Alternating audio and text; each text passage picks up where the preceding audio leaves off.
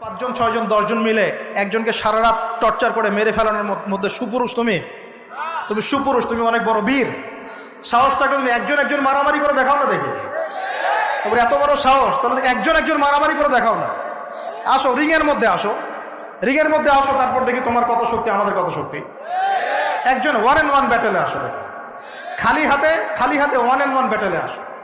8জন 10জন মিলে একটা বুয়েটের ছেলে, একটা মেডিকেলের ছেলে, একটা অমুকের ছেলে, তমুকের ছেলে, বাবা মায়ের স্বপ্ন লালন করা ছেলেগুলোকে ঘরের মধ্যে ঢুকাবা, সারা রাত পিটায় মেরে ফেলবা, এটাকে তোমরা সাফল্য মনে করো, বীরত্ব মনে করো? এই ছেলেগুলোকে জন্ম দিয়েছে যে পিতা মাতায়, এদের জন্য ধিক্কার আমার পক্ষ থেকে। আপনারা এইসব সন্তান জন্ম দিতে গেলেন কেন? খিদির আলাইহিস সালাম বেঁচে থাকলে ছোটবেলায় মেরে ফেলতো এদেরকে। ওই যে খিদির আলাইহিস সালাম ছোটবেলায় একটা বাচ্চাকে মেরে ফেলছিলেন না? মুসা আলাইহিস সালাম বলেছিলেন যে একটা বাচ্চাকে কেন মেরে ফেললেন? তখন খিদির আলাইহিস সালাম বলেছিলেন, এই ছেলেটা যদি বড় হয়, বড় হলে অনেক বড় কাফের হবে, আল্লাহ আগে জানিয়ে দিয়েছেন, এই জন্য আগে মেরে দিয়েছে। এই বাচ্চাগুলোকে নিতে গেলেন কেন? কোনো রকম লজ্জাবোধও নাই, চক্ষু লজ্জা নাই।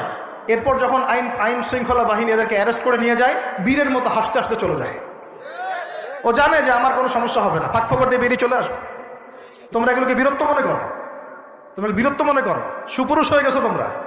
এতই যদি ক্ষমতা থাকে, সাহস থাকে, তো একজন মারামারি করো না কেন? 1-on-1 ব্যাটেল আসো, তারপর দেখো কে জিতে কে হারে। 10জন মিলে একজনকে পিটাবা, মনে করছো খুব বড়